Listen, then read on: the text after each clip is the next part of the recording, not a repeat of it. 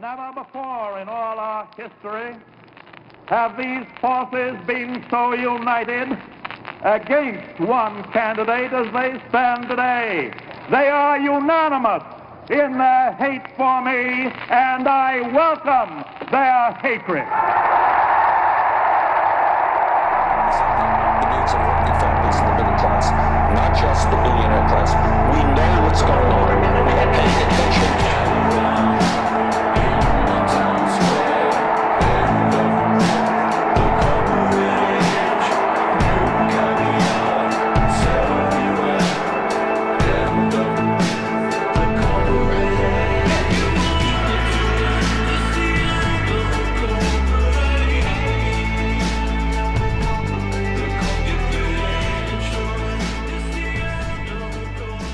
Oh, good morning, everybody. Good morning. Let's start today by not talking about Donald Trump and going to the right card. There we go. Unfortunately, it's hard to do that. It really is hard to do that.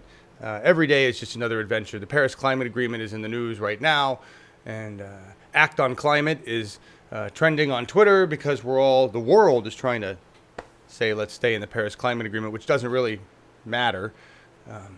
It matters because it means that we're not being ignorant dumbasses as a nation, but it really doesn't matter in terms of hitting those numbers because we're already going to blow past the markers that the Paris Climate Agreement set. We're almost already there anyway, and that's because the data that the Paris Climate Agreement was based on is old.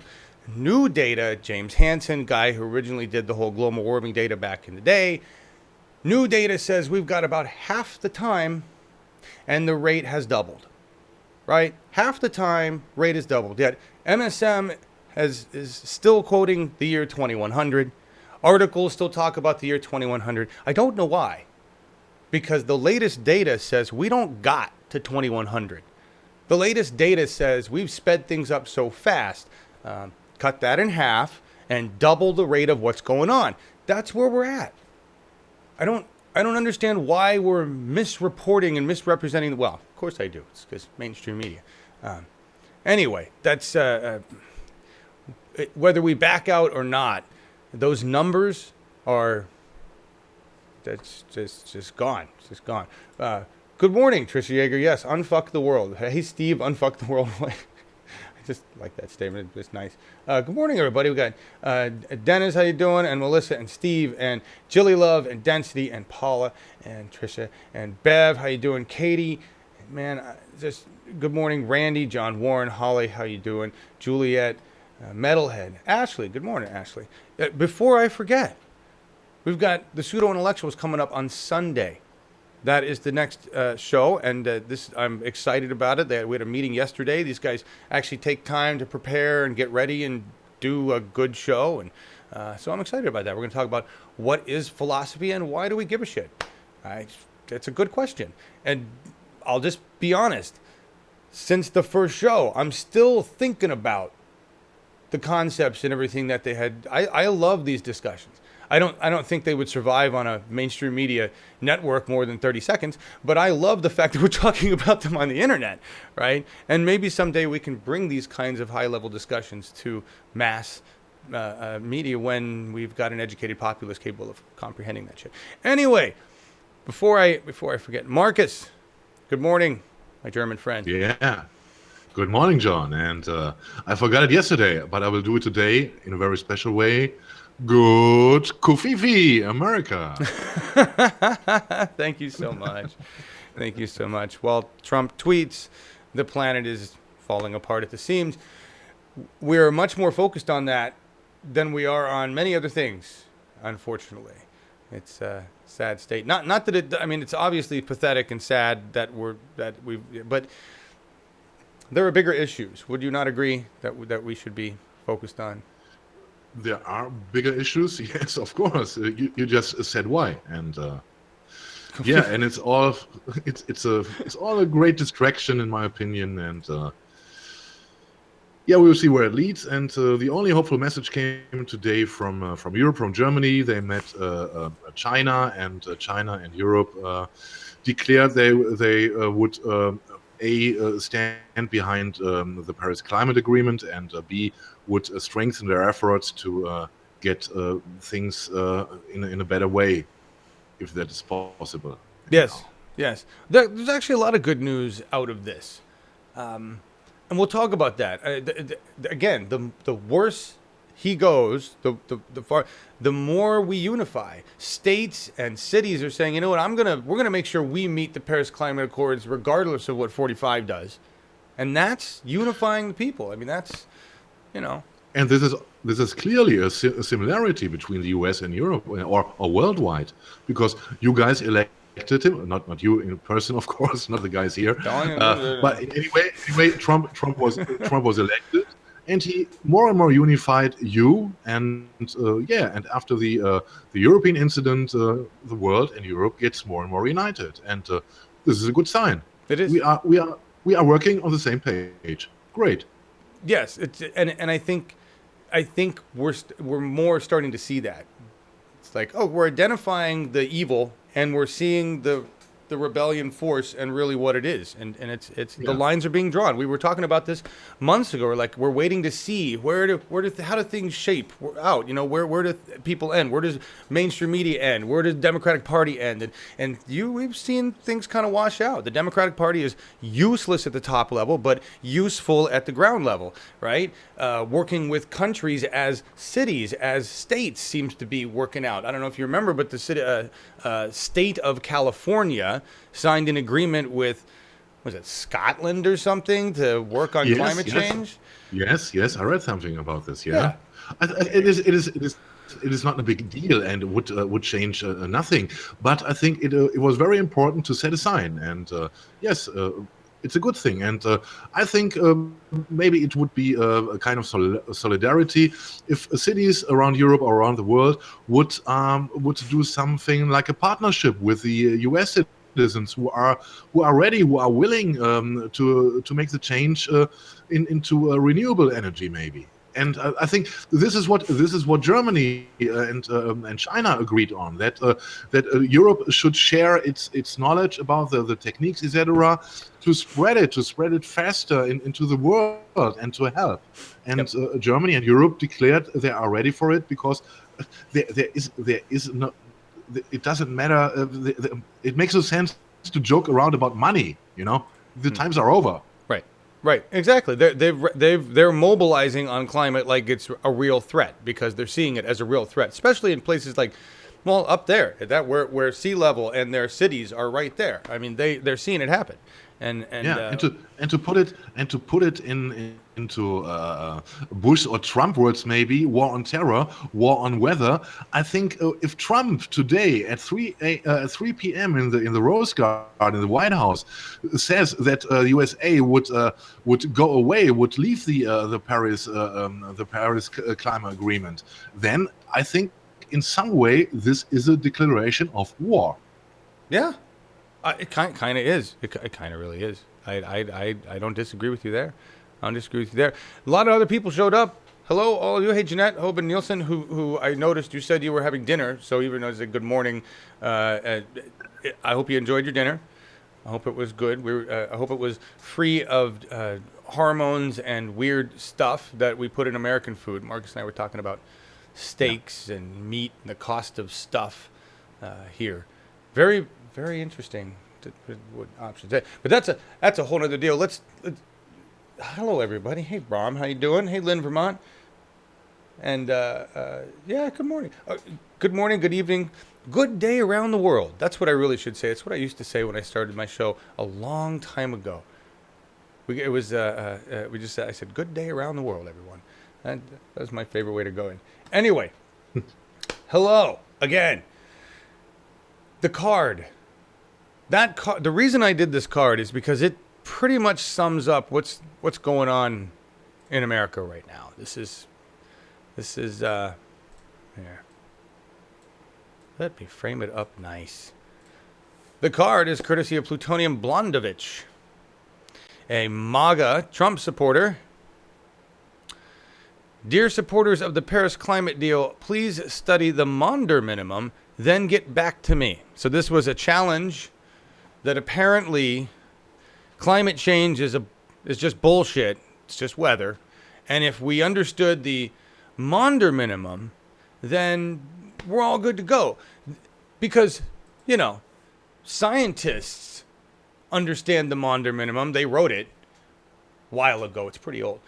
But they're not paying attention to it. So if we civilians who don't know shit about science compared to a scientist, like Miss Maga here, if we look at that, which is pretty simple.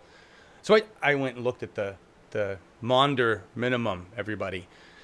I'm not a scientist. So I really don't have I can tell you what it talks about. It talks about a 400-year period in the 1600s, 1700s, where right in that area where there were less sunspots, and because there were less sunspots, the temperature was cooler, and there was a mini ice age. But it actually wasn't just because of sunspots, and they showed that a mini ice age like this had happened. There was a lot in the paper, actually. I was reading. I was like, So what they're really saying is here's yet another reason why things can be colder.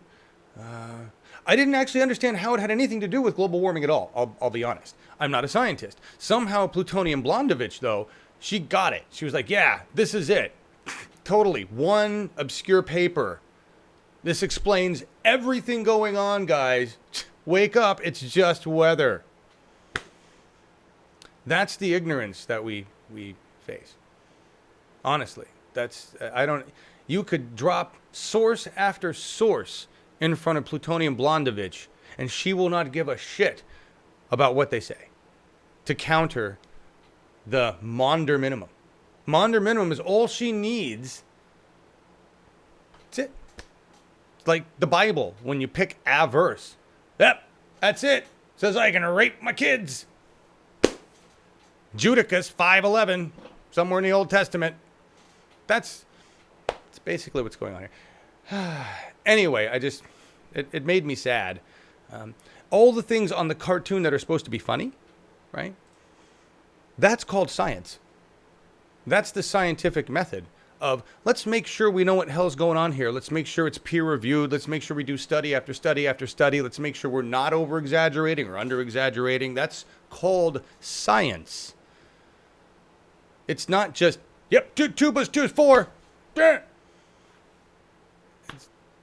It's more complicated, like healthcare, balancing the budget, being the president, all those things. All those things. So, just had to say, typical brainless response. Yes, density. Act on climate is trending. I think that's really cool. I just wanted to bring that up, but because obviously we don't know what he's going to decide today. He's hearing from both sides. There were 22 senators that pushed Trump to leave the Paris Climate Agreement. There's a list that's going around on Twitter. If one of those pieces of shit is in your state, give them a call. Show up at their place. Bring some mariachi to their mansion. Right? Dude, I think that's a great idea. Bring mariachi to the mansion of the asshole that told Trump to get out of the Paris Climate Agreement. It's not even a good business decision. That's the other thing, Markus. It's like, yeah, they can complain, it's going to put restrictions on business to not fuck the environment. But it also, there's a lot of global interest going on in that. It screws a whole bunch of jobs if we back out. I saw things, a ton of U.S. jobs.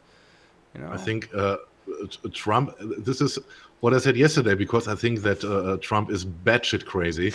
The fact alone that the Chinese are investing until 2020 $360 billion in renewable energy systems, etc. This is a very, very expensive hoax, and that Trump doesn't get this is strange also, because if everything must be interesting for him, then it would be money, and that he doesn't get this is I don't get it. I think that's probably what's going on. You got a bunch of senators that are like, for me and my personal money interest, it's better for you to back out of this, and you've got a bunch of other people that like, we're heavily invested in renewables and in this and that and the other thing that make this like investments have shifted towards renewables. I think that's the pressure he's getting. Yeah. And there's another aspect. Look, what if Trump would be a clever guy and invest in renewable energies as the president? I know. The people would love him. There would be no question about a second term. No. He would silence every point of critique if he gives the jobs to the people with renewable energies. And we all know that this would mean a lot of jobs. Yeah, but you're wrong there. I'm sorry. What you said would be correct in a normal situation, a normal universe. But, and by the way, hi Dan from Northern Ireland. I got up that way to like Galway, but I didn't go all the way into Northern Ireland. We didn't have time to get in. It's beautiful. Ireland is absolutely beautiful. Anyway, think about this, Marcus. So far, everything Trump has promised that he's not been able to deliver. The wall that we don't pay for, right? The ban that doesn't get removed by the Supreme Court. Putting Hillary Clinton in jail. I mean, the list just goes on, and I'm going to give you all health care, and it's going to be great. That hasn't happened yet. I'm going to save a lot of jobs. Really not happening either. I'm going to bring coal back. Not going to happen. None of these things, none of these breaches of contract have had any impact whatsoever on the supporters and their backing of Trump, which means that were he to do something like this, they would consider it basically being a traitor. This would be what pushes them over the edge. My God, I was fine with paying for the wall, but motherfucker decides to invest in the sun and the wind. We know they both die. So that's do you what would really happen. think? Do you really think if this program would start under Trump? Of course, there would be critique in the beginning, but then it would convince. I'm absolutely sure about it. It would convince everybody because they would see not that they only can save money, but they can see that there are jobs really emerging from this. This is no fantasy. No. And I think for me it would be logic. I'm sorry. No, I agree with you, man. I agree. I know. I agree with you 100%. I'm just saying it would go the opposite way. You'd have coal people going, I was working in the mines. My family's worked in the mines. And now I'm installing solar panels. I have insurance and I make about the same wage. He lied to me and I will not vote for him again. That's basically what you... Anyway. This could be a part of a slogan in my party, Die Partei, as a satire. Because this would be really crazy. I agreed. And I'm sorry, Catherine, you're being really kind. I do a terrible Trump impersonation. Absolutely terrible Trump impersonation. I know it. I can't do him. To me, he's just like a dumb shit thug gang guy. I can't even like that. That's all he is. He's just like a barf bag. Anyway, I put together a special presentation for you. I really didn't want to go off on this. Remember, we weren't going to talk about Trump that much. We talked a lot about him. We talked really about Paris Climate Agreement and climate and where we're at with things. And we've got more to look at on climate as well. Matter of fact, a new fracture just developed in the Larsen C ice shelf, the one with the big chunk that's going to break off, or that is the chunk that's going to break off. Anyway, giant 16-kilometer rip just occurred in the last week. It's normal. It's totally normal. Remember, we were talking about, we talked about my brother yesterday, right? And my brother in a conversation and the cognitive dissonance there and the refusing to, agree with facts and the Intercept, almost like reading my mind. Mehdi Hassan, The Intercept, pushed out this wonderful article, and I've summarized it in some slides, and we're going to go over the facts here. The numbers don't lie. White, far-right terrorists pose a clear danger to us all. Believe it or not, more of a danger than Islamic radical terror or even Islamic regular terror, if there's a difference. So we're going to look at those slides. And this is really for my brother. I'm hoping that I can chop it up into a segment and send it to him and that he'll just look at this information. And I'm waiting to see what my response, Matt, would be. Please find me sources or other data that contradicts the data from these multiple sources that are listed, not only in my YouTube video, but, well, on this article. The guy links to everything. I'm sure all of the sources will be considered invalid anyway. All right. So just give me a minute here. This is important. All right. So here we go. The bottom line is here. The numbers don't lie, even if the Islamophobes do. Since September 12, 2001, noted a recent report prepared for Congress by the Government Accountability Office, probably another one of those offices like the CBO that Republicans want to get rid of now because it's contrary to their version of reality. But it's the Government Accountability Office, Matt. I'm sure you've referenced it for your purposes as well. Right. The number of fatalities caused by domestic violent extremists has ranged from 1 to 49 in a given year. All right. Fatalities resulting from attacks by far right-wing violent extremists have exceeded those caused by radical Islamic violent extremists in 10 of the 15 years. All right. So out of 15 years, we've had violent fatalities between 1 and 49. And of those, in those 15 years, of 10 of the 15 years, there were more fatalities caused by white folk than anybody else. White, racist, radical extremists. White supremacists. Like whatever his ass Christian guy. That guy. People like you, Matt.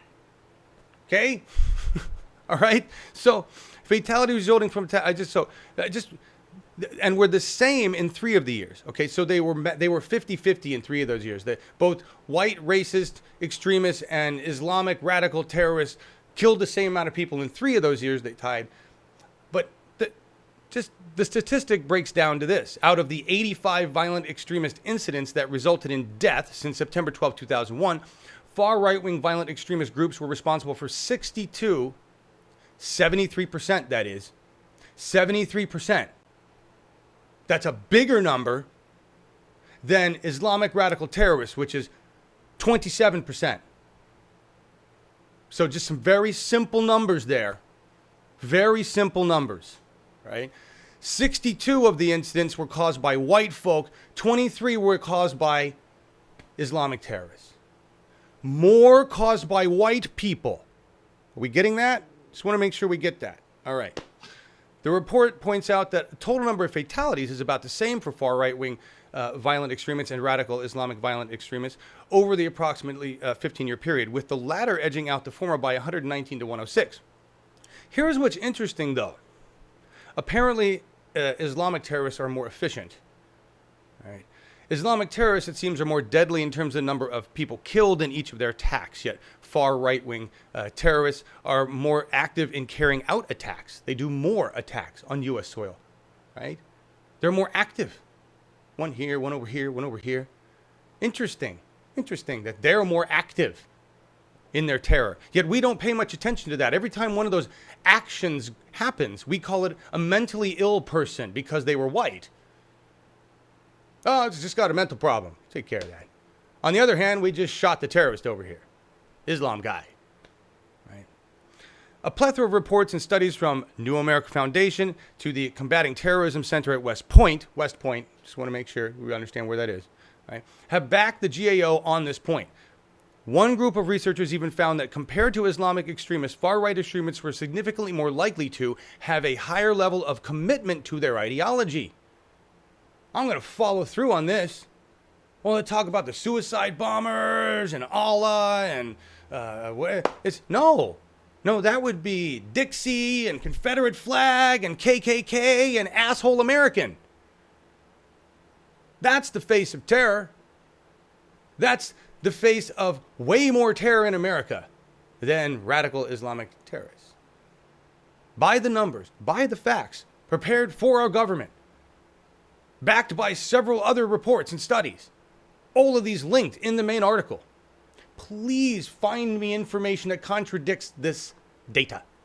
Please. It goes on.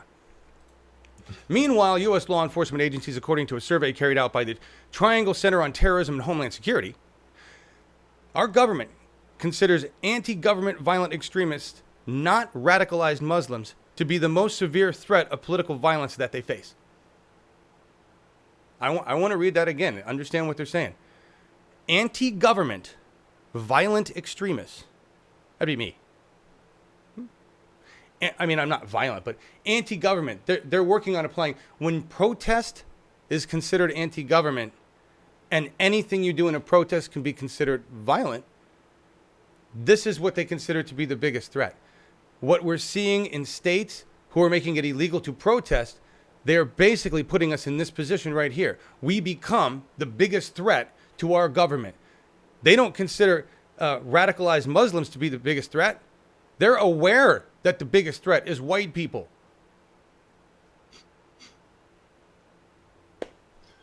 And wait, we're not done.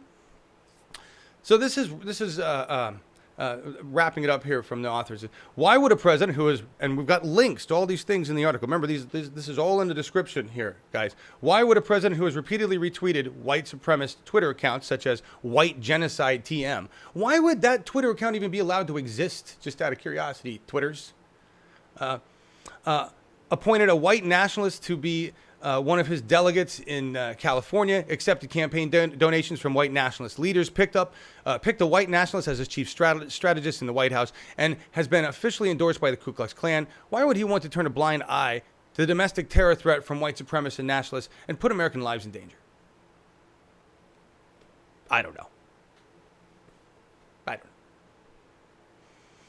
So we know that we know who the threat is for real, but we're investing all of our money in what the threat is not really. Those are the numbers. They don't lie. That's where we stand. Remember, the FBI did that extensive study in 2015 showing that our law enforcement was infiltrated by these white supremacists. That's always helpful. Yay. How you like them apples, Marcus? We're fucked up over here. It reminds me of the series of the show I watch on Netflix. It is a Designated Survivor, and it has a strange element which would fit perfect to the white supremacist scene. There is a group, and they have initials, and these initials are NVWS, and this meant for them no victory without sacrifice. And and they were the guys. I don't know if someone of you knows the show. These were the guys who blew up the Capitol with the complete government, and so the main actor, the protagonist of the show, was installed. It is strange, and I think it's a real danger, because look, those guys have enough weapons, you know. It is. They're organized. If they infiltrated the police, wow, these are not good perspectives, in my opinion. Nope. We're set for a really scary, dangerous, violent, bloody conflict at some point. If we can't force government to do our bidding and replace government at the high level with some people that give a shit, then we got some serious problems. Because they're basically militarized from the top down, ready to squish us like a bug. Or many bugs. Because we are many bugs. We have problems with sound? Anything, guys? Do we? Let me see. No? My green things are moving up and down. All right, so that's depressing stuff. We're gonna. That was my. All right, move on to Hillary, the card, everybody. Actually, I forgot to talk about all the shit we got going on. We got a lot of stuff going on. Let's look at this card. So, we got We the People. Not only do we have the pseudo-intellectuals, which I forgot to put on the list here because I kind of ran out of room. Actually, that's not even the right card. I downloaded the right card. Shit. That's what. Yeah, that's yesterday's card. I downloaded the wrong card. Hang on. I'll have to show you on this screen. I got the card in two different ways. There you go. How's that for freaking you out? Groundhog Day. There we go. All right. Yeah. The pseudo. There we go. I knew I got it on here. We the People with Misty K. Snow. So that's the next thing. So that's Wednesday. Wednesday at 7 p.m. Pacific. We the People meet Misty K. Snow. She's the first transgender to run for Senate and is running again. And in Utah, second district candidate. I mean, wow, of all the places, we gotta help her as much as possible. So we'll be talking to Misty. Week after that, we got a We the People with David Hildebrand. He's running against Dianne Feinstein, and we've got the People Summit happening on 9th to 11th. So we just got lots of stuff going on. There's the pseudo intellectuals, We the People with Misty K. Snow, and the People Summit, and then we got another We the People. Lots of stuff going on, and one of the reasons we're able to do this stuff is because I got amazing volunteers in Slack and you guys that help spread the word, and Markus and Laura Livengood helping to book these things. And thank you all so much. And Ashley, Terry, and crew working on their shows and helping with graphics. I mean, that's what it takes. Nobody's getting paid for any of that shit. The only one, honestly, who's getting paid is me. And that's because of you guys on Patreon. And I don't know if you've noticed, it probably doesn't make a difference, but I stopped monetizing the shit on YouTube because it was pointless. There's just no reason. I was like, well, if I can stop YouTube from making some money from me, I will. And you're probably going to still see ads because we use copyrighted material that is monetized all the time on the shows. I can't stop that. But I'm not trying to, YouTube is, all it is reach anymore. So the Patreon account is kind of important. That's where I was going with that. So thank you, patrons, and thank you to those that don't donate directly through Patreon. I get letters and packages all the time, and those of you who donate your time, that is the most valuable. Like Markus and Laura and Ashley and everybody in Slack, Rose and Jupiter, Judy, and so many people. It's amazing how this just keeps going, and those of you in the audience. So thank you all. I do get paid by you through Patreon and through packages and your being here and everything, and so I am privileged, and I acknowledge that. Thank you very much. All right, Hillary Clinton does not acknowledge that she is privileged. She never has, and she's still blaming everybody else but herself, and it's pretty pathetic. I'm not going to talk too much about Hillary. I never like talking too much about Hillary, but I know you guys have seen what's going on in the you seen the stuff in the news, Markus, about this shit? No. No? No, this is not real. Yeah. Oh, her quotes are amazing. She has the entire DNC group, that like the insider DNC group that actually did work for her, so pissed off because she threw them all under the bus. Debbie Wasserman Schultz, everybody. She tossed, I mean, they worked so hard for her. We have the WikiLeaks to prove it. They worked so hard for her. And I have never seen anybody be so, I can't even think of the right words, just unbelievably arrogant and ignorant of what, I was given nothing. She literally, I'm paraphrasing. She says, I came into the DNC. They were almost broke. I had to fund them. Are you fucking kidding me? We funded you, bitch. We funded you. Our Bernie money went to you. I mean, I can't. And you had $300,000 a seat fundraise. What? And anyway, the DNC people on the inside are livid, and they are like, oh, we're going to tell stuff because we worked our asses off. And she's going around now going, I got nothing. I got no help. They just didn't know what they were doing. My wonderfulness came in, and that was the only reason. It was Russia and the FBI and Bernie Sanders. And she blames everybody but herself. Unfucking believable. Hillary, please take your whole fucking family and go crawl underneath a rock. We don't want you in our politics anymore. Your family is an embarrassment to the United States of America. And we're done with you and your lies and your shit. And you were never worthy. And I voted for Jill Stein because she was on the ballot. And I would never vote for you. Never, ever, ever, ever. You were not worthy of my vote. And at this point, I got to say, anybody who and because of you, Hillary, had nothing to do with anybody else. You weren't worthy because of you from the beginning. Get it? If anybody is still with her after this, wow. Are you fucking kidding me? Find some pride in yourself. Don't stay attached to this piece of shit. She can't even acknowledge how hard you work for her. She says she inherited nothing. What were all you I'm with hers doing, huh? You were busting your balls trying to get her elected over Bernie Sanders. I would be insulted if I were an I'm with her. Be honest. She's basically throwing you all under the bus, saying I was magnificent and you failed me. That's her message. That's her message. I was awesome. Y'all failed me. Fucking Queen Hillary. Jesus. And look, she was the poster girl for the new modern women movement in the Democratic Party. Oh yeah. And she was talking about breaking the glass ceiling, and all this are too high expectations right now.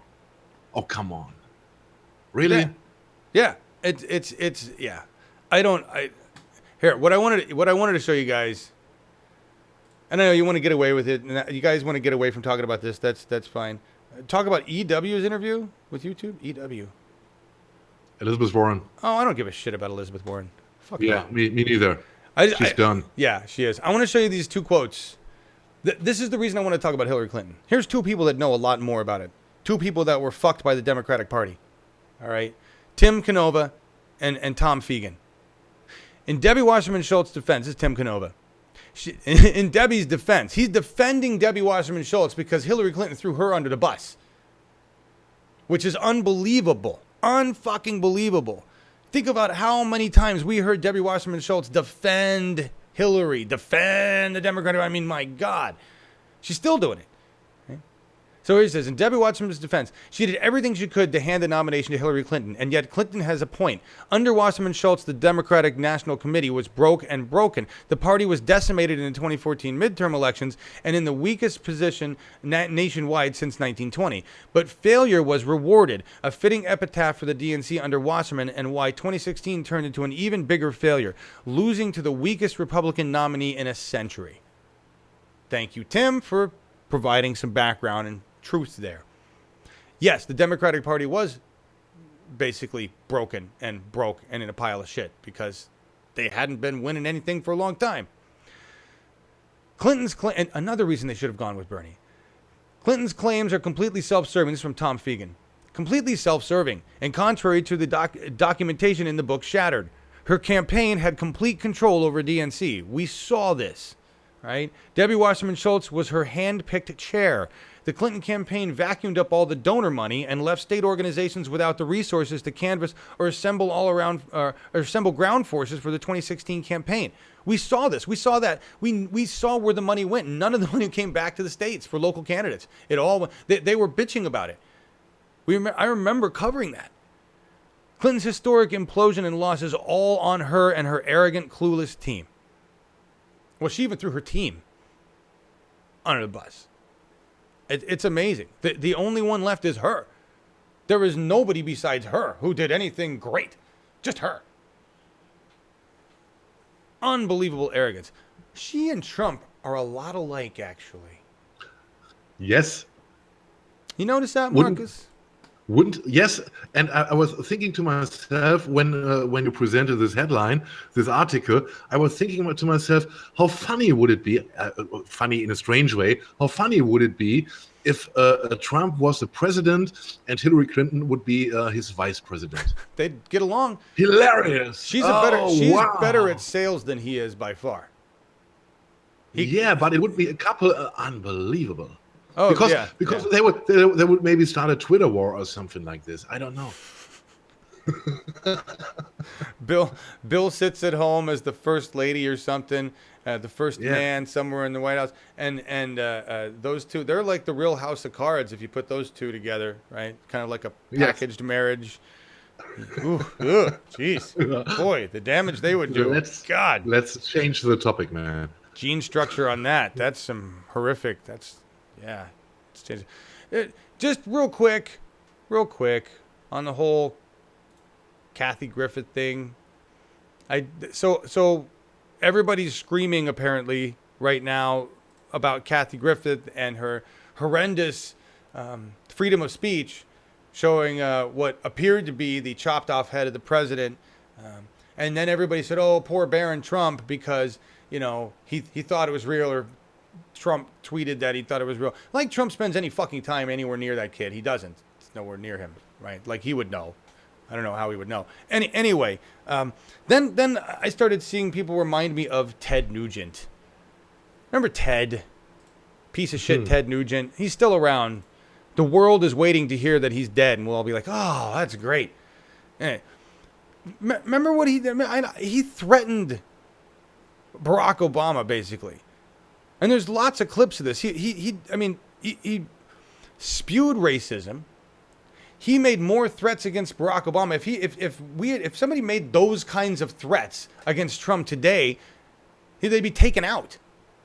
But Barack Obama was black, and we had racist America, and Ted Nugent's a rock and roll guy, and racist America loves that. And the news media, they were like, oh, look at that. That's terrible. Move on.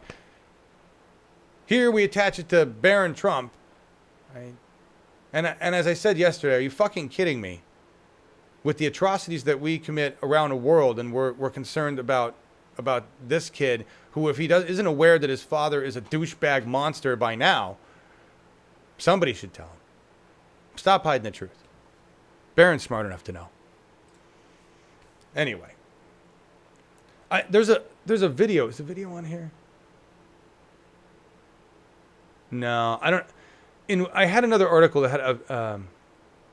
Oh, here it is. Here it is. There's another article linked in here. I'm not going to play this video. It's just disgusting to hear. But it's Ted Nugent basically calling out Barack Obama. This is the famous one where he says, "I'll either be in jail." Right? If Barack Obama's president wins second term, I'll either be in jail or dead. Neither has happened. Please, Ted, pick one. Pick one for us. You failed to follow through. Isn't it interesting that these right-wing, like racists, they don't follow through. Right? Here anyway. They follow through with the end game. Why won't Ted do it? I don't know. Apparently, Comey may testify next week about conversations with Trump. He's going to testify. He already said he would. I don't know what information that's going to impart or whether we care, but yay. Behind closed doors, I guess, right? Yes. This is just while we worry about funding and money and spending and all that stuff, and we're cutting food stamps and everything else because, you know, Amnesty International, this has been, I've been watching this story float around, and this is Democracy Now! Covering it. $1 billion worth of lost U.S. weapons ended up in the hands of ISIS. Of course they did. They weren't lost. They just had to go through different shipping routes to get sold. I mean, we sell weapons to everybody. And if that means dropping off in one place and, how'd they end up over there? I don't know. That's what... Air America, everybody. I mean... Iran-Contra.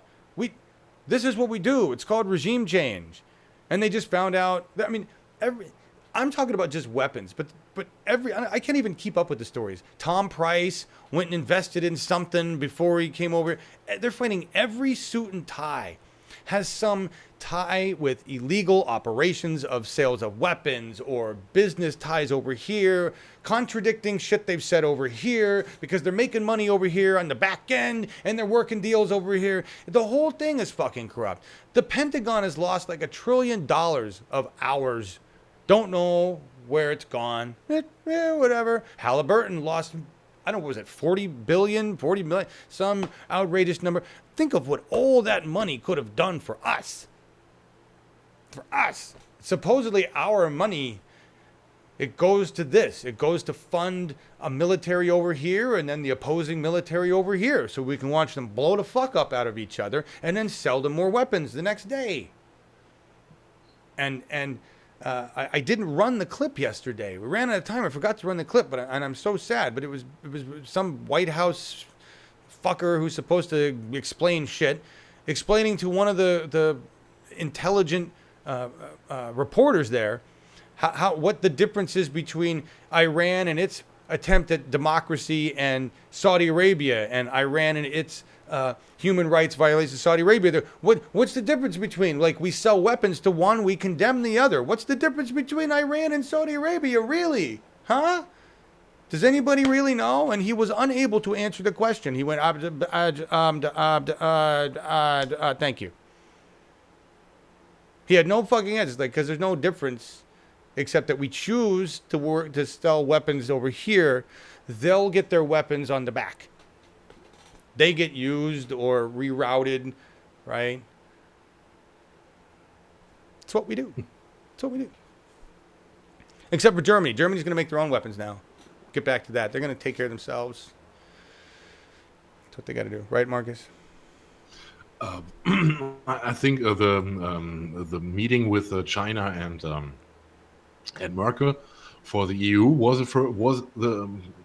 continuing the sign she sent after the weekend, and this was maybe a first step that to show that even if America drops out of the Paris Climate Change Treaty or agreement or whatever you want to call it, because it's not binding at all. Yes, it is a clear sign that things go on, and if the Americans say no, we don't want to participate anymore in a constructive way to solve the problems we have. We go on. Yep. I please do. Please move on and set the example again. Show us where we need to be. There are many voices, meanwhile, I read about it, that say it would be even better if America would pull out, because they were always those guys who stood on the brakes if it was about real progress. And if they are not any more involved in the process, then things may be much easier for the other 190, I don't know how many countries. The rest of the fucking world besides Nicaragua, Syria, and us? Yes, that's basically Nicaragua. I must say it so hard. I don't mean you guys, of course. I know that you suffer from this, but from a diplomatic or from a global perspective, I think this is the only solution. We have to go. I agree, and actually, I haven't even thought about it from that perspective. I think that's great. With us not in the way, because it's basically our corporate greed. It's like, oh no, let's cut back on that number. Let's not try to reach that too soon. Let's not reach zero quicker. Let's not save the planet faster. No. And look, we have even India is now in the boat. Yep. And in 2015, they refused to join this, and they are in the boat now. And the Indian, I think it was the Prime Minister, was here in Germany on Wednesday, I think, and he was also saying that his country, India, a subcontinent, would pull all efforts into renewable energies right now. And the impact is going to be huge if you guys refocus. I think you should redraw up the accord, make it even tougher, and go about it the way you want it to go. That's what you should do. It's like, okay, with America gone, we can make this really fucking badass. We don't have to worry about their greed, right? And we can move faster, because what that does is that you guys will then, basically, you guys will evolve, and your economies will evolve around the renewables, and your industries will evolve, and your lifestyles will evolve, and it'll change everything, because you'll have healthier people, you'll have healthier cities, the insurance industries will change, hospitals will change, everything's going to fucking change. And by the time we realize it, we're going to look like, I don't know, Sudan, basically. And you guys are going to be like, do you need help? You want some help over there? And you'll be able to sequester the carbon we keep emitting, basically. Right? I think it's a great idea. And what we'll have to do on our end, though, is work state by state by state, right? To Yes. You can. I think is we see, and it was very good to hear Bernie yesterday. He was yesterday in Germany. We will address this a little bit later, and he addressed all of this and said, "Don't think that the Americans are idiots because they have a moron as the president. No. He said there are many efforts in the USA to get into renewables, etc. We can see it everywhere." He said, and I know. Yes, and as I witness all this as a German and close to you guys, I only can confirm this. there's a lot of going on, and we should not exclude. We should not do as Europe or all the climate agreeable partners to forget about you. We only have to forget only in big, we only can forget about the orange idiot in this. Forget about the nation. Think about the people. Yes. Forget about it. America, the nation, is fucked. The people are fine. We need to work with the people. Yes. And get things going on. And by the way, you guys are having a great conversation, and I really haven't been addressing it. Thank you. You're talking about Machiavelli over here, and Trump is a chameleonic, capitalist, predatory, and sociopathic. I agree, Phil. That's just a mouthful of words right there. He wouldn't understand this, John. No, he wouldn't. He wouldn't understand this. You got to get ready to go, Jilly Love? All right. Bye. Hillary married to become president. I think they both did. I think they were really, there was a political advantages. There aren't political marriage. There were advantages both sides to that, right? So, yeah. Jonathan, Stockpost says, Jonathan, that's why India is doing it on its own. Cryogenic engine technology was denied to India, and yet they had built it on their own. Good. Yeah, exactly. That's the other thing. Is like nobody needs America to lead anymore. We stopped a long time ago. We got obsessed with weapons and our penises. So you guys, move on. Bring us out a knuckle dragger. We're not ready to go, apparently. Well, the government's not ready to go. And then a swath of Americans that remain undereducated, like Plutonium Blondovich, wherever she is. All right. Okay. Moving on to other, stuff. This is real. This isn't democracy now. This isn't some Inquirer headline. Philippines. Duterte tells soldiers they can rape women in a region under the martial law. This is the same guy that Trump said, you're doing a great job controlling your drugs because you kill people and now you rape people.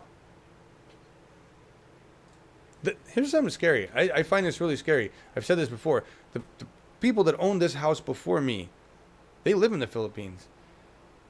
Could you imagine living in a little tiny place where you've got a guy who's like, go ahead and rape. Hey, and if you use drugs, I'm going to kill you. That's pretty frightening. That's frightening. And then to have your president say, I like that guy. That's even more frightening. I don't know what to think about that. At least your president drinks beer and has a brain, Marcus. That's all I can say. Not that you have to drink beer to be a good person, but I mean that picture of Merkel holding a beer that they caught, it's like she looks like a normal fucking human being. She's got it. Yeah. Anyway, what? But I'm pretty sure it was alcohol-free beer. Oh, is she really? She doesn't drink? I'm sure she wants to have the control. She wants to have herself under control. She won't ever drink 1 liter of beer. I'm pretty sure that it was like a lot of politicians do this. If they have marks or something like this, and there's only water in it, and they are pretending to be something else, and it happens. Yeah, and I'm sure Merkel is that clever that she went for alcohol-free beer. Do you guys make decent? First of all, thank you for showing up. I don't know. We got 105 viewers, and we just got nailed by trolls. We are getting hammered by the flat Earth trolls. Welcome, everybody. So welcome. We're getting popular. This is the biggest audience we've ever had. So listen, don't go away. Wow, the chat's really flying. This is exciting. It haven't been like this since the Bernie days, and the Bernie days. Yeah. So I can't even catch all your names because there's so many of you telling me the Earth is flat.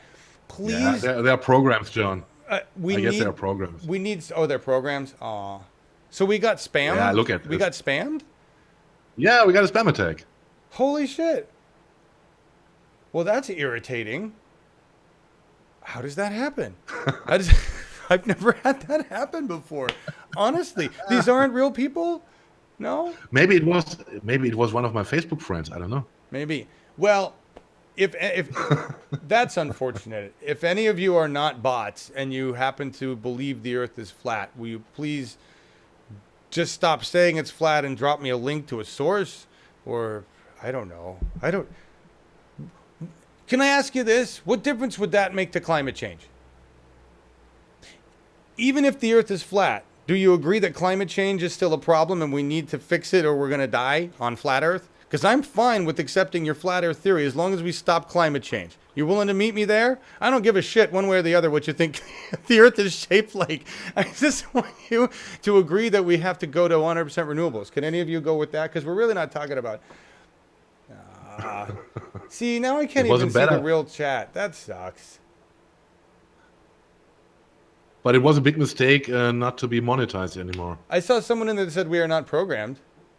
We are not programs. We are not bots. Lol, Mike. If I was a program, I would say the same. Of course. Okay. All right. Well, this is going to make the chat difficult. How many people showed up? That's crazy. 150. We got. There is.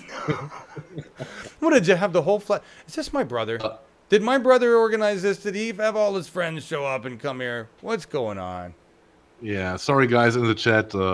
I think we have to take this wave, and yeah, maybe when the wave is over, it drops over the edge of the Earth, and everything is done because it's flat. Yeah, that's fine. Whatever, I'm okay with that as long as we stop climate change. I just want to live on a flat Earth that's not too hot. That's all. Yes, if possible. If possible. Can you make that? What? Are you reading? It's slowing down a little bit here. Sort of. Maybe not. We are losing viewers? Come on. Well, maybe the real ones. Sorry, guys. I don't know why you'd want to pay attention. Not the real ones. So let's stay just tuned. We'll just move on to more news. New York mayor says city will uphold Paris climate agreement if Trump doesn't. And this is happening across the country. There's states and cities that have made these declarations that, it doesn't really matter. This is what I'm talking about, right? If we get the major cities, the major polluting cities in the United States, most of which agree, well, most of everybody agrees with climate science anyway, but, most of the major cities, we get New York to go 100% renewable and meet the Paris climate. I mean, that's what we're talking about here. If we don't need, it's going to sound bad, I don't need red state, ignorant, rural America to go green for me. I need big polluting industries and big polluting cities to go green, because that's the big swath. That's going to make the change, right? That's going to really force the big change in our environment in the United States. If you want to be a dumb fuck farmer and sit out there in the middle of nowhere, and yeah, I picked on farmers, but I'm one too. If you go out there and want to suck on fossil fuels for the rest of your life, okay, that's fine. Contaminate your own groundwater. We'll fix it here, and eventually you'll have to shift because the industry won't support your choice of energy anymore. That's what it'll do, right? Linda, you guys block it. You guys are working really quick to block the trolls. Thank you so much. That was like a total bot attack, and that's really cool. Yeah. Although we still have 156 bot viewers. You guys must be. I don't know how this works.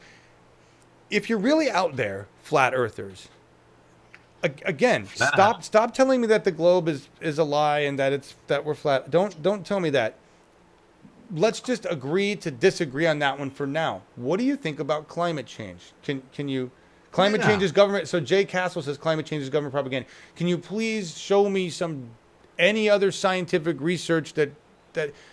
Don't even need scientific research. How is the weather in your area? What's the weather like where you are? Has it changed lately? Is it... I mean, really, guys. No warming on flat Earth, but hey, then your problem is solved anyway? No. Can I be honest with the whole flat Earth thing? I really still think it's like the ultimate in sarcasm. I don't believe it exists. I choose not to believe that flat Earth is for real. That's my right. Just like you choose not to believe the Earth is a globe, I choose not to believe that you're for real. I think you are a sarcasm group. I think you're like Die Party. I'm never going to pronounce that name right, Markus, just to piss off all the Germans.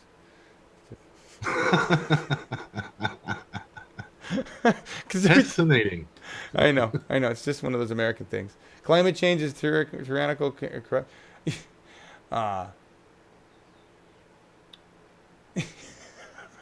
I can't even. Thank you guys. Thank you, audience, for working so hard at removing the botdom here.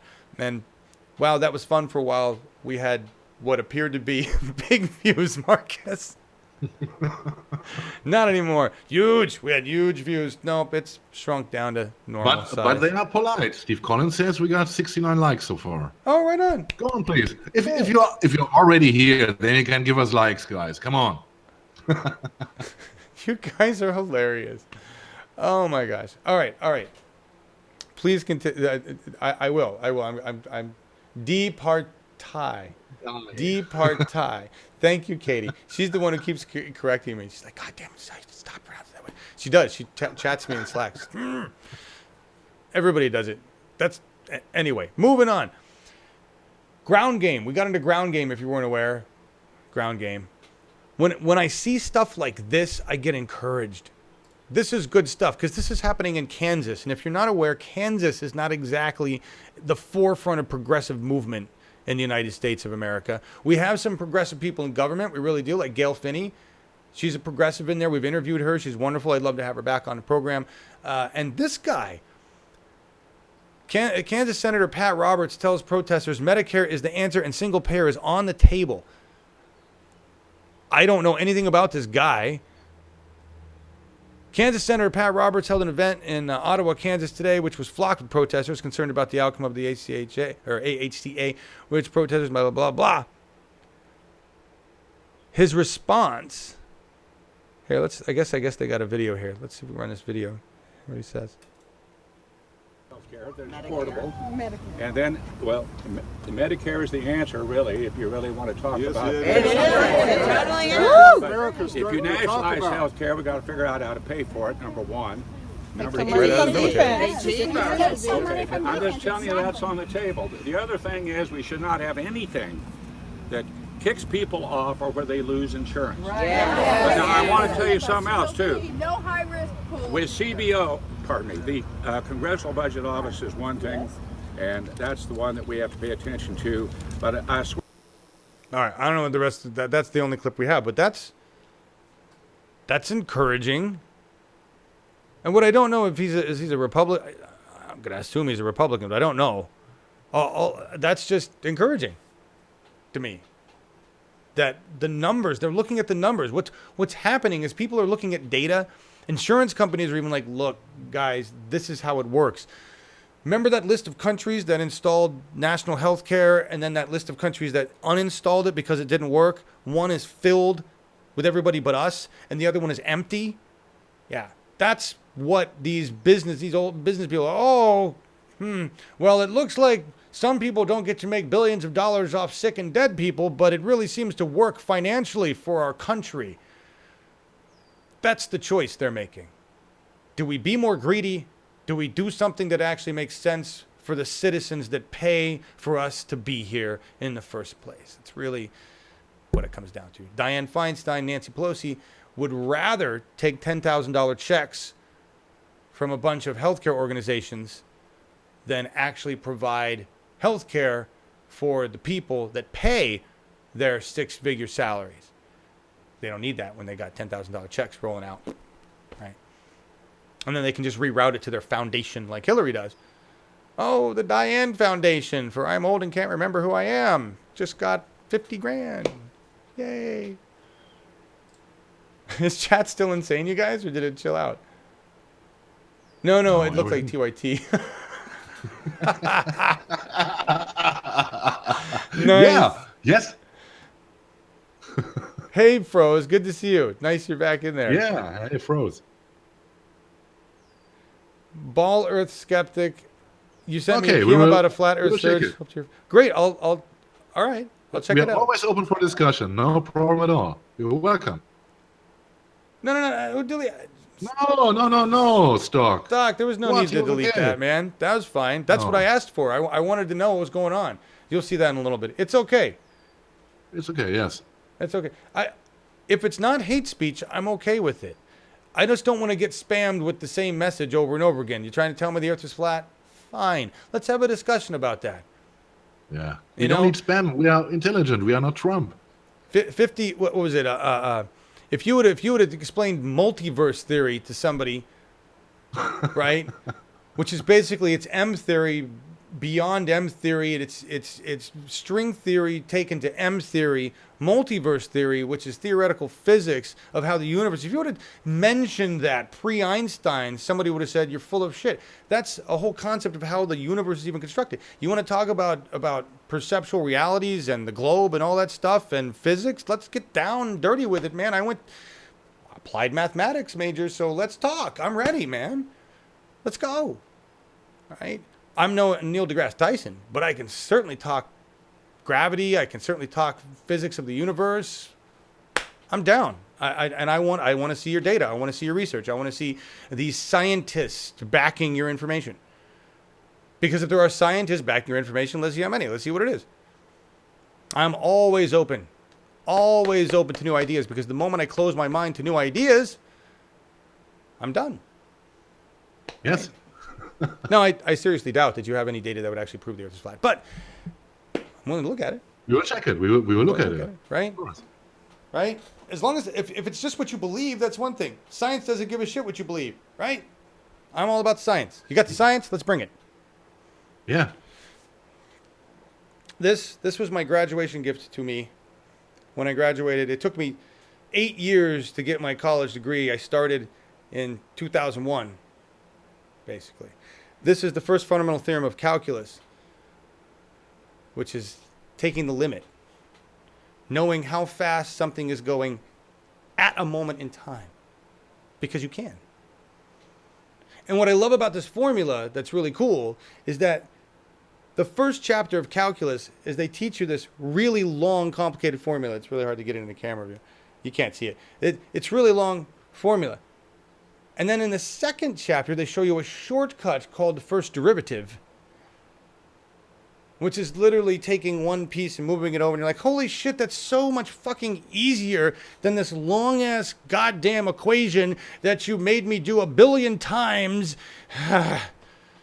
Why didn't you show me the shortcut? And they said, yeah, but would you have understood really what was going on if you'd just gone to the shortcut? Nope. I understood what was going on here after I did the formula 1,000 times. So let's talk about your knowledge. Let's talk about what's going on. We've got a long history of round Earth. That's all I'm saying. Long history of round Earth. Is it flat Earth is a very old idea. Whatever. But is it sarcasm? I mean that. Like, am I that dumb? Is it just a big joke? Or I meant that. I'm serious. I meant that. Moving on, because again, I'm running behind here. Ohio is suing 5 pharma companies over opioid crisis, and this is fantastic. It's not fantastic, actually, because we've been kind of following this story for months. They have so many deaths from opioids in Ohio. Prescription opioids, and then when their prescription runs out, they go get street opioids. Remember I was telling you that the company my wife works for is like their golden holy grail of lab testing for human beings is to be able to determine street heroin from opioid heroin from the pharmaceutical industry. The pharmaceutical industry could probably add genetic markers. Why would they do that? They certainly don't want to show. I mean, you know this, Markus. They could certainly add a way for us to tell the difference. They do it all the time with other products, right? Yes. So why would they want to? They don't do it because what it would show is how many of these people, when their drugs ran out from the pharma company, went to go get it on the street and continued their addiction. They basically pushed heroin. This is heroin. Pot is considered equal to this. I don't see a list of thousands of dead people in any state from pot. But they ran out of caskets. They ran out of funeral service. They're running. That's how many dead people. They have a backup of dead people in the morgue. Because these pharma companies sold the fuck out of their drugs. And for the pharma companies to say, oh, we're not complicit. We make a product, we help the world, and we give it to the doctor, and the doctor makes this. Bullshit, fuck you. Anybody who spent any time waiting for the doctor in your office has seen the pharmaceutical rep come around. Matter of fact, one of my relatives works as a pharmaceutical rep. I saw what she had the pens and the clipboards and the doodads and this and that and the extra samples, right? When you have a person that can't afford to pay for something, here's some samples, right? And they get kickbacks and they get vacations and they get all sorts of shit. The pharmaceutical reps sell the doctors on the idea that their heroin is going to be fine for pain management. And all they have to do is worry about how to get the person off that. Well, that person's never going to come back to the doctor's office and say, you know what, I'm addicted to that. What do we do about it now? I don't know too many addicts of anything. Like, you started giving me, like, I'm an alcoholic. I'm going to go to the doctor. Told me to drink beer to relax. What do I do now? Like, I'm not going to go back to the doctor. And Casey, I just want to tell you, that existed. My choir teacher, Leland Andres, was in the military in the 50s. He enlisted. He enlisted to be in the military. He had an anxiety disorder. And the doctor said you have two choices. You can either chew gum. These were his remedies for anxiety. Chew gum or smoke. Gum was not allowed on base to be chewed as a whatever he was. Smoking was fine. Who do you think worked that deal with the doctors? Kent Cigarettes used to have commercials with fucking doctors saying, I am a doctor, I do brain surgery, and I recommend Kent Cigarettes. I smoke them while I operate on brains. And they actually did smoke in fucking operating rooms before they went, this is a bad idea. I mean, to say they're not complicit is sheer ignorance. Let's hope the courts can bring it down on these fuckers. It doesn't account for the thousands and thousands and thousands of deaths that we've had in America due to this opioid addiction and the zero fatalities we've ever had from cannabis, ever in the history of mankind, ever. Anyway, one's still illegal. The other one isn't illegal as long as you get it in a colorful form first. How much heroin do you guys give your patients in Germany, Marcus? Is heroin a big favorite for pain in Germany? I think in the real, only in the real hard cases, I think we give opioids, and no, it is not like if you have a hurting back, your doctor prescribes you opium that you can work again. This is not possible here. Right. And right. It is crazy what that you get heroin for your to heal your if you're sick. It is unbelievable in my opinion. The street, and of course you are on drugs right now. Heroin is no fun. No. I mean the withdrawal alone is horrific. It's horrific. Anyway. So Ashley said he was over with the Flat Earths and that they are absolutely true believers over there. That's amazing. By the way, Melissa, yes, they did smoke. Maybe I know they smoked delivering babies. Maybe they didn't smoke with a body cut wide open, but I absolutely know that doctors smoked delivering babies because I had relatives that used to tell me stories about it. I got pictures in family photo albums. Doctor standing right there, newborn baby. I mean, it did happen. We were that stupid. It really did. It's amazing. Only 4 dislikes. Woo! That's awesome, guys. Anyway, another article in here that I'm not going to have time to go through, but I just wanted to point it out. Please read it on your own. This is really scary. It's true. While Trump is busy being an idiot and really not accomplishing much from an optics point of view, right? Jeff Sessions and many other people within the government are doing their thing, and they're making big changes, and it's scary, the changes that they're making and what those changes will affect down the road. And this is just another reason why we have to take power back in our states. Because if we let all the states become complicit with our corrupt federal government, we really run out of power. We're down to counties. Think of it like a war, because it is. It's really frightening what they're doing. They're glad Trump is there to be a distraction right now. They don't really care what he's doing or what he decides because it doesn't affect their end game. Their end game is far more sinister than what we got going on with 45 right now. That's the truth. All right. Now I'm going to inspire. We got to come back from this. And Marcus and I talked about earlier that Bernie was in Germany. And we totally missed it. Yes, Bernie was too fast for me. I got to confess. Bernie is too fast for me. He does. I didn't know it. Dennis yesterday informed me and sent me a link with the complete speech, and I said I couldn't believe it. I said I was calling him to come to Germany, to come to Berlin, and you were. I know. And he'd already booked it. He'd already booked it. You know. So I got two clips. Of Bernie. This one is what you were referencing, Marcus. This is Bernie telling Germans, "We're not all idiots over here." Yes. And just out of curiosity, Ashley, since you went over and talked, before I run this, since you went over and talked to flat earthers, can you get an answer from them on climate change? Do they believe climate change exists regardless of flat earth? I want to, regardless of the shape of the earth. All right. I'm just curious. Let's listen to Bernie here tell Germans that we're not all dumb. You know, Trump does not reflect the values of most Americans.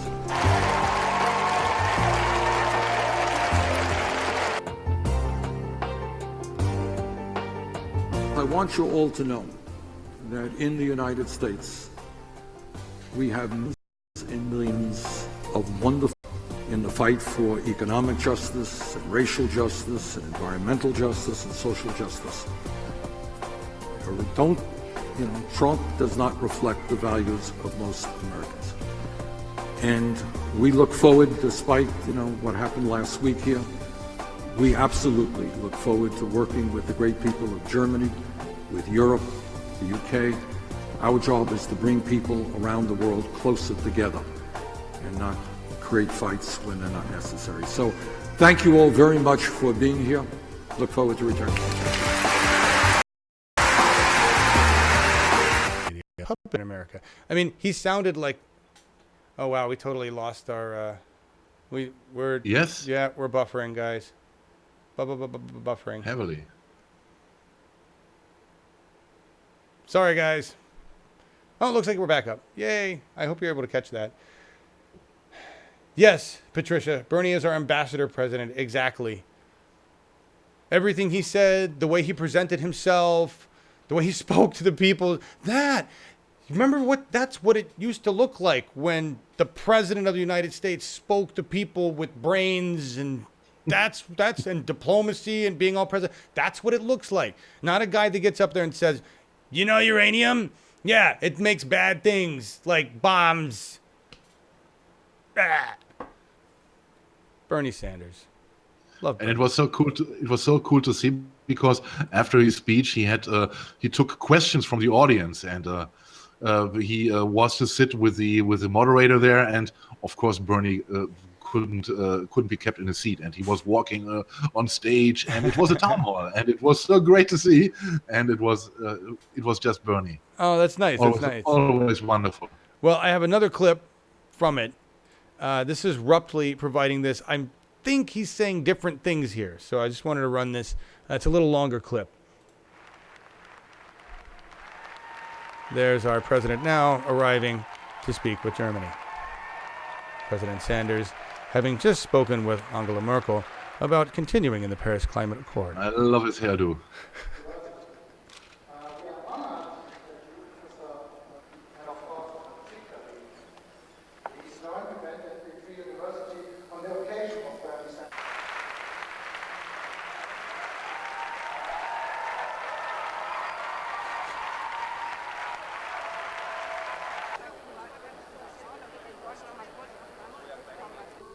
It is my strong opinion that it would be foolhardy, it would be dangerous for the United States to withdraw from the Paris Agreement on climate change.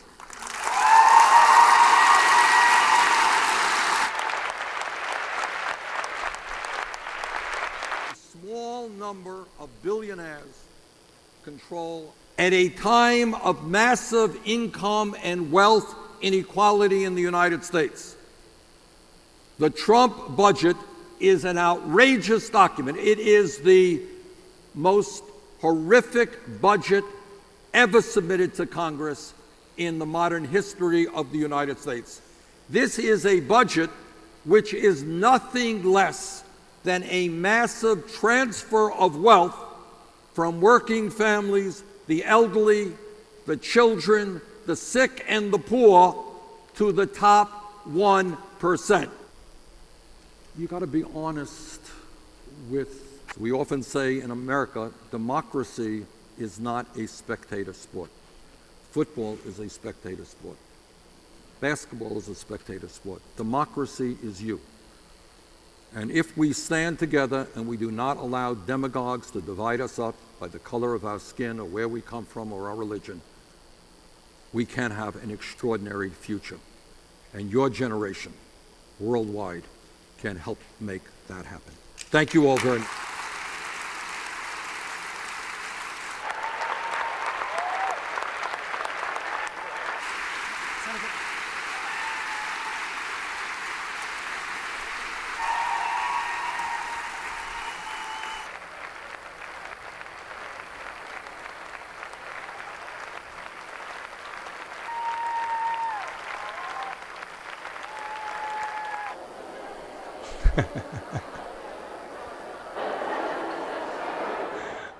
That's nice.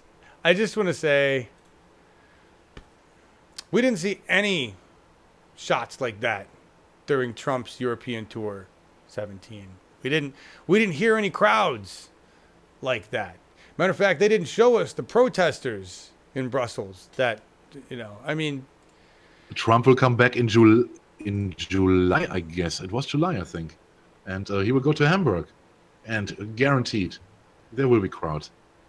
Well, as long as Bernie follows to pick up the pieces, that's right. He's like, "Hello, I'm sorry about last week. Forget about it. I'm here to talk to everybody." I mean, that's Bernie, the fixer for America. He was Bernie. I think was very lucky that he could get away again. That we didn't keep him here. You should keep him safe. Can't worry about him in the United States. I do. Oh, did we move on to my climate stuff already? Bernie climate science. Yeah, we got a couple things going on with the climate science here. If I can actually find it. Did I not open the damn thing? No. Here we go. I put it in the wrong place. This is some good.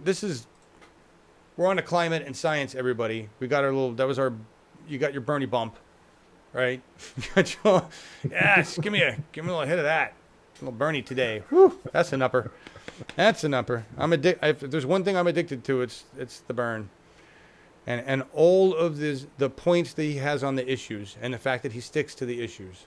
That's what I like. Anyway, Exxon, the largest planetary rapist ever. Exxon, who's known for decades that it is raping the planet and that we should stop raping the planet and should have stopped raping the planet a long time ago. Exxon has continued to make profits. Believe it or not, the shareholders are done with the bullshit. That's a first. Financial firms. So this is really important. This is important to understand. Financial firms, the firms that invest rich people's monies in stuff, right? Financial firms that have invested a lot of millions of dollars into shares of Exxon. We're not talking just individuals. We're talking big companies that invest stuff. They're the ones saying we're tired of the board bullshitting us about climate. And we're going to pull out of these investments because we've been investing in renewables and we're not idiots. We can see what's going on around us. Stop trying to tell us. We even know you've got the documents. You did your own research. Stop lying to us, you stupid fuckers. We know we've got to pull out of here. Exxon The board members of Exxon have long stated, we're fine, we're well aware of climate change, we've invested in our climate future and seeing it where it fits with the shareholders and their money. They've invested 1/25 of their $25 billion. $1 billion of $25 billion in investment in Exxon has gone into renewables. That's it. $1 billion of $25 billion in investments. So when they say we're dealing with climate for our future, no, they're not. They're planning to sell $24 billion worth of investment in fossil fuels and $1 billion worth of investment in renewables for the foreseeable future. That's Exxon's plan. Everybody else around the world go in renewables. So if you're a firm that invests people's money in shit and you're investing in a company that is denying reality, about time you call that company out. So these shareholders went against the board and they had to band together to get enough of them to go against the board to vote against it and basically said, fuck you. It is time you come clean and we change the policies here and we're not going to keep dicking around with climate denial. And if you want to stay in business at all as an energy company, which you really shouldn't, you should be liquefied, just completely obliterated as a fucking corporation because you've raped the planet for 100 fucking years. But whatever, we've got people who actually still want to invest in you. I don't even know how you could do that and have a conscience. Those people who have no problem investing in the fossil fuel industry would like to know at least somewhat that their investments are going towards the future of energy and not the past. If this keeps going, Exxon will have no choice. This is, and they just got told by the courts, too bad, your documents go into testimony. So things are moving. Things are being pressured, right? This is the biggest, right? If we're talking about moving beasts, right? We're always talking about, we can't affect the top level DNC, or we can't affect the everybody in federal government, or we can't affect, change over here. It's too big. God damn it. Why can't we affect the big? This is affecting the big. This is the biggest fossil fuel monster in the cave that we have to slay. And the more we push on these fuckers, the weaker they get. And you guys can actually have an effect on that if any of you still have jobs in America and you're working for companies that are able to provide you with 401ks or any kind of a retirement investment, especially if you're working for the city, right? My sister's husband invests money for employees of the state of Colorado. And it's his job to decide whether he invests in fossil fuels or a little over here, a little over there, a little over here, right?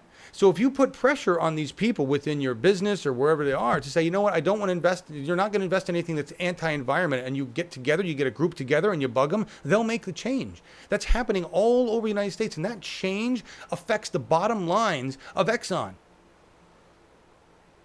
That's how we move that dial on them. That's how these shareholders, that's how these investment firms were feeling pressure, not only by where they invest and the dividends that are being returned.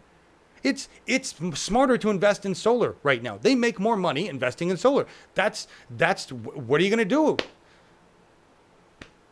We affect these changes. All of us as consumers, right? Take out Exxon. We can do it. We throttle again? Did we drop again? Figures. Seems, yes. Sorry, guys. I got no control over that. They are working on the pole out there, so they might be dicking around with the signal. Who knows? I might lose signal. That'd be great. You never know. Third world America, everybody. Developing country America. My bad. Developing nation America. Meanwhile, the Dutch. This is incredible. You want to talk about the difference? Jeff Sessions said today that the answer to crime is very simple. Put more people in prison. That's going to stop crime. That's his answer. Don't rehabilitate them. Don't try to reintegrate them into society. Don't try to come up with any kind of a restorative justice process. Just stick them in a fucking prison so we can make some money off them. Put their kids in prison too, because we're turning our prisons into childcare facilities. Right? Meanwhile, in other nations, the Dutch have such a low crime rate and no criminals that they have actually had to import criminals from other countries to keep facilities open.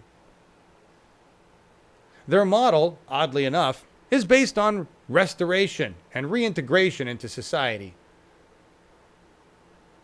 I guess they're going to make me see an ad. Yeah. In 2013, 19 prisons in the Netherlands closed because the country didn't have enough criminals to fill them. Now, 5 more are slated to close their doors by the end of the summer, according to internal documents obtained by the Telegraph. These closures, so here's the thing. These closures will result in a loss of 2,000 jobs, 700 of which will be transitioned to other places. This is the trend, Dutch law enforcement says. Steady drop in crime since 2004. In September of last year, they imported 240 prisoners from Norway. I wouldn't. At this point, here's just really hilarious. I didn't think about this, Marcus. If you could afford to get yourself, if you needed like medical care and you needed, any kind of anything, and you could afford to fly your ass or ship your ass to one of these other countries, commit a crime, you could do okay and you could get a job, get retrained in their prisons. Now, maybe they'd extradite you, send you back to the U.S., but I'm just saying, I do better getting rehabilitated. I need a job. You teach me how to do something, and I can go learn to be a chef and play with knives in one of their prisons. That's the difference between a prison designed to actually treat human beings equally and with love and kindness, and one that's designed to profit off of their existence. They're closing more prisons because they just don't have any people that need to be in prison, because they've done a good job of making their civilization work for everybody. What a fucking concept. It is the big difference is between the systems, in my opinion, is that the U.S. system is just based on revenge for a criminal action, and in Europe and as we saw in the Netherlands or in Germany, etc., it is more considered the target is to reintegrate into the society, and this when the sentence is over, that the former criminal can lead a decent life within society. And if I see what's going on in America, if someone sentence is over, he's on the street and there's nothing. And I don't know much about the American prison system, but I guess there is no great attempt to get them integrated into society again. You get brought into jail for drugs. You're on drugs. You spend 48 hours in a jail cell on drugs. You're released onto the street, and the first thing you're going to do is go back and do some more drugs because you're in withdrawal, because you were put in a jail cell. I mean, that's what I did. That's what I did when I got arrested, when I got found in the street drunk, it's like, oh, God, thanks for putting me up. Give me a breakfast. Get me the fuck out of here so I can go get high again. Not, let's see how we can care for you. Let's decriminalize this in the first place because you should be getting care. Right? That's the other thing. Tell me, our system is based on punishment. Yep. I think it is not punishment. Our system, nobody is in prison because he likes it. Punishment is meant in both systems. But I think the U.S. system is only based on revenge. Period. Yeah, it is. It's punitive. It's purely punitive. There's no reintegration. There's no restoration. There's no forgiveness. There's no accountability. There's no greater discussion. That never goes to a higher level. Yes. Never goes to a higher level with the American court system. Right? It's all a game. It's all about who can prove their case and their story. The truth is irrelevant as well in American courts. Truth is irrelevant. Matter of fact, the jury can be told, you ignore that truth. That's part of the fucked up shit that we got going on here. Professor Ellis, You have your degree from the internet and followers of Awake, you and your cardigan. Thank you, Joyce. Really? I am going to get I'm going to become a reverend. It's 20 minutes online. I got to do it. I saw a show the other day and I was like, oh shit, I got to do that. I really got to do that, because then I could marry people, and I don't want to do that. But that would be... Touch the screen. Touch the screen. I could heal everybody. I could do all sorts of shit. I can turn water into weed by pouring it on my plants. If you can do this, I would directly come over to you, man. See, water into weed. That's it. Mr. Rogers did wear a cardigan. So did Jimmy Carter. And thank you. This is Walter the cardigan. And I'm not a suit and tie guy. You see, Marcus is all dressed up. I always tell him he's dressed up because he wears a nice shirt. It is just a normal shirt. I don't know what you have. Because all he got is t-shirts, man. So that's dress it up, Marcus. Anyway, okay. What? Real quick. We're running late, but I want you guys to listen to this. This is, regardless of what you think of Facebook, regardless of what you think of Mark Zuckerberg, I just want you to listen to what he has to say here. I saw people giving him a lot of shit, and I wasn't sure why. I haven't listened to the whole thing, but I liked what he says here. Our generation is going to have to deal with tens of millions of jobs replaced by automation like self-driving cars and trucks. But we have the potential to do so much more than that. There is something wrong with our system when I can leave here and make billions of dollars in 10 years while millions of students can't even afford to pay off their loans, let alone start a business. If I had to support my family growing up instead of having the time to learn how to code, if I didn't know that I was going to be fine if Facebook didn't work out, then I wouldn't be standing up here today. And if we're honest, we all know how much luck we've had to get to this point in our lives. And now it's time for our generation to define a new social contract.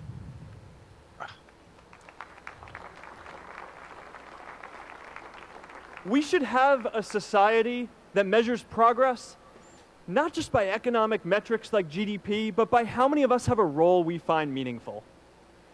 We should explore ideas like universal basic income to make sure that everyone has a cushion to try new ideas. And we're all going to make mistakes. So we need a society that's less focused on locking us up and stigmatizing us when we do. And as our technology keeps on evolving, we need a society that is more focused on providing continuous education through our lives.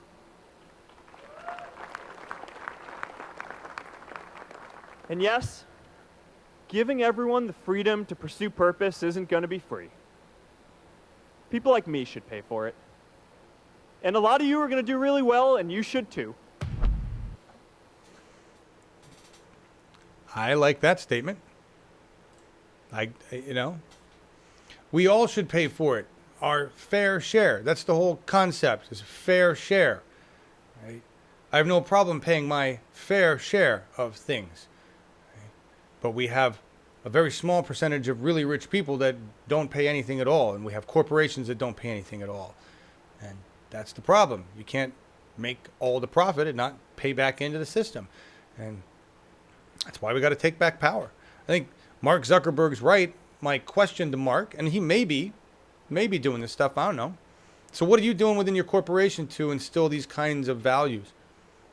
You know? Do you have anything going on in there that does pay for education within your corporation that makes billions of dollars? What can you do to set an example besides give a speech? Talk is great. Walk is better. So tell me what you're doing, Mark Zuckerberg. And you may be doing a bunch of stuff. I don't know. I got to look. I'm going to do some research into you and see. But I'd love to know what you're doing actually. Donating money doesn't count. What are you actually doing? Right. And coding Jarvis for fun doesn't count either. What are you actually doing to help people in this way? Why don't you run for office? You got a lot of money? I don't know. Be interesting. Yeah, and no thanks to Zuckerberg, says Brad. Why? What do we? That's my thing. It's like, why? Why? Because nice words, and I'm pretty sure he's doing a lot of stuff, but he's still selling my data, and I hate Facebook. But every site sells your data. For my fucking data, you should pay me. So what you're right, and by the way, right before we move on, I want to say we are kind of hanging around a bit because apparently 45 is going to make an announcement about the Paris Climate Agreement right now or in a few seconds, and I saw somebody make a statement to that effect. Let me see. Where is universal basic income? I think is inevitable. But we have a lot of work to go there. Yeah, Jeanette says Zuckerberg needs to walk the talk. If we can find him doing this somewhere, that'd be great. Let me see if I got something going on Twitter's here.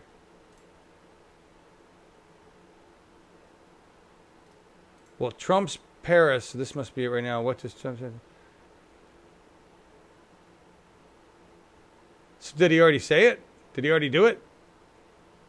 I have no information. I think he did. This all looks like it's past tense, like he said it. So we're out. Congrats. Happy Kofifi. Yes, happy Kofifi for everybody. Facebook live stream of Trump somewhere. I have a really hard time listening to him. Beyond just 2 seconds. Really hard time. And I want to talk about what Markus was talking about another time because we're really running late. We got to get to the song. No. 3 Eastern. Oh, you're saying Not he yet. won't pull Okay. out. All right. Well, they're making it sound like Trump's Paris. I don't know what this is. Anyway, we'll see what happens. 3 p.m. Eastern. Oh, that's a long ways. We got. Well, it's supposed to be right now. 3 p.m. Eastern. That would be now. Hello. Yeah. It's 13 minutes after 3 p.m. Eastern. So I hope he's telling you that you will make the new climate so great and bigly and Lynn, yeah. Lynn's saying he's anyway. You guys are saying he's going to stay in. I don't think so. I disagree. Good God. Anyway, I'm just looking at what's going on in Twitters. We're talking about this. Yes, it is 3. Exactly, guys. He's late. Let me know what he has to say. Whatever. At this point, let's not get hung up on it, right? Let's not kafifi about it. That should be the definition of the word. Let's not waste our time thinking about something stupid about it. Let's focus on what we do locally to fix climate, right? That's what we got. I'm willing, as in the county of Lynn, to sign an agreement with Germany about climate change, and we probably could if we reached out to somebody over there. I don't know, no. And we need their they make a lot of milk over there. They got. Well, it's a whole other story. We're talking about milk in Germany. It's a whole other thing. Yes, before we start the shows, we are talking about milk. Yes, unbelievable. True. Yes. Yes, very, very different things going on there with food. Elon Musk says he's going to leave Trump's. Yeah, I know. I don't know why that would even matter. If the whole reason for Elon to be on the thing was so that he had a card to play, I don't know why Trump would give a shit. It's obvious he doesn't listen to any of those people anyway. And Elon's already said that he's pretty much told everything that he possibly could to Trump, to his advisors. So, whatever. I didn't have time to go through it, guys, but Hawaii is experiencing king tides. They normally have king tides maybe once or twice a year. They're or not even a year, like they coincide with some different stuff going on with tides and the moon and climate and El Niños and stuff. They're having them a lot more, and they're having more in June. And and we already talked about the fact that hurricane season is going to be kick ass. That's finally hit mainstream media today. They're all talking about hurricane season starting, and it's notice how it's become entertainment now. It's hurricane season. Everybody get ready. On the local news, we're going to talk about what you need to do to prepare to get ready for your house to get torn away and your family to get ripped apart by a hurricane that's going to hit you today. I mean, that's basically what they've turned it into. It's entertainment. Who's going to die from the hurricanes this year? What coastline is going to get destroyed? Which hurricane is going to come inland? Because we've all been told by the scientists that it's going to be really bad this year. So let's not talk about why it's bad. Let's not talk about what we need to do about it. Let's just... It's extreme, and America loves extreme. That's where we're going with it. I did see the Weather Channel talking about, they mentioned the words climate change today. They were talking about, I was impressed. Thank you, Weather Channel. Good job. Good job. Lastly, I don't even know why you would have to argue. Let women use medical cannabis to ease period pain, says New York Democrat. Because you'd never hear that come out of a GOP anything. Right? Because they wouldn't mention those words. They could not say the word period in related to that. They'd be afraid of it. I don't know why you don't. I guess what happened here is New York passed medical marijuana, but it's really bullshit medical marijuana. It's really restrictive over who gets to use it and why. I don't understand that. I would say let the doctor decide what the fuck the cannabis gets used for representative of the state who doesn't know shit about medicine, right? Especially white male representatives that don't know shit about women. I don't know why does our government get to decide what doctors should decide? Why don't we have doctors in those roles, not stupid old representatives? I don't understand that. Why is it limited? Why is our government representative limited to people that run for office? It'd be like, no, we need some doctors on a council that sit here and fucking tell us this shit. I know we got the Surgeon General, but they don't do that job. They don't do that job. They're just like a figurehead. All these things, they become figureheads. We need active, functioning, evolving, energetic councils that are not just stagnant folks that sit at a fucking desk and collect a paycheck. That's a modern democracy, a modern government. We can do that at the state, local level. We really can. All right, we're going out with a foofy song. I call it foofy because it's a cover. I don't know, some French thing. Markus picked it. He claims he didn't pick the Scorpions yesterday. He did. He said it was sarcasm. I didn't catch it. I did. Yeah, I did. Guilty. Yes, Stock, I do know. Thank you, guys.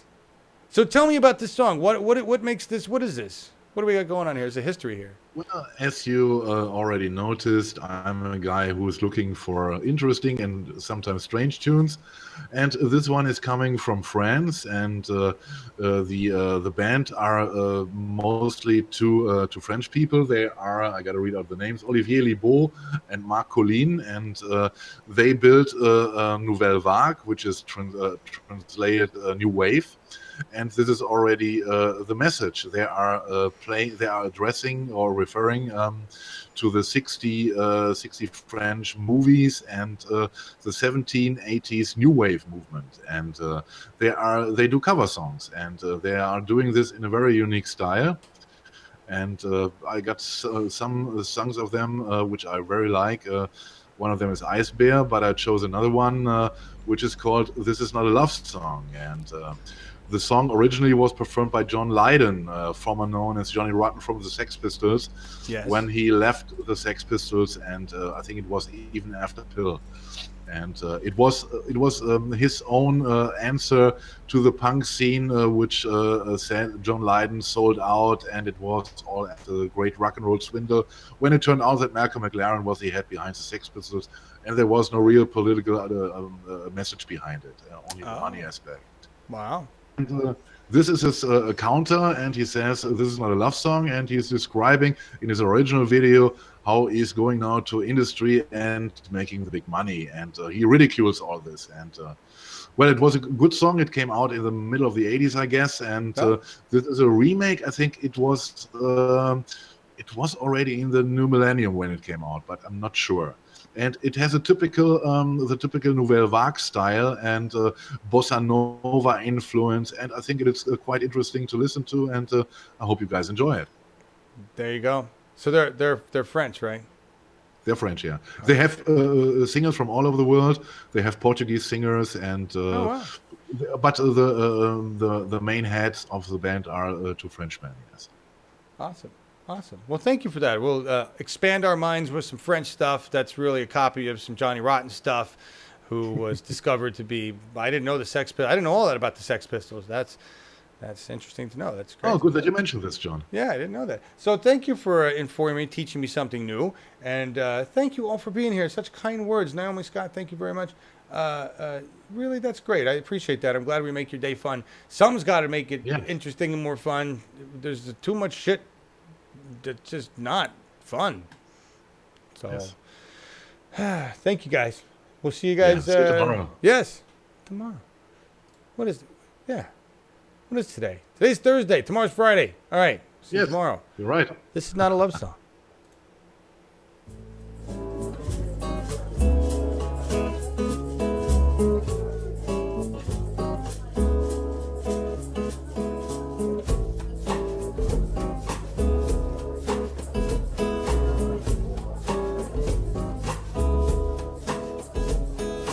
This is not a love song.